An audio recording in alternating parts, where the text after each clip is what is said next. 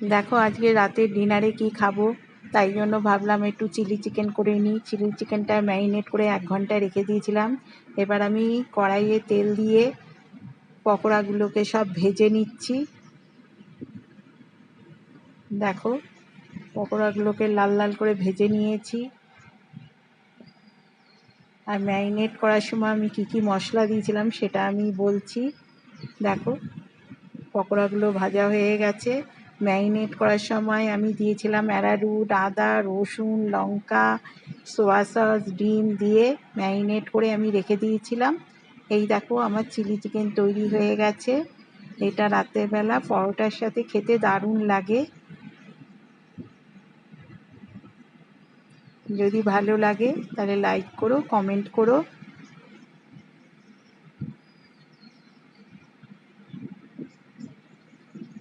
গ্রেভিটা আরও গাঢ় হয়ে যাবে।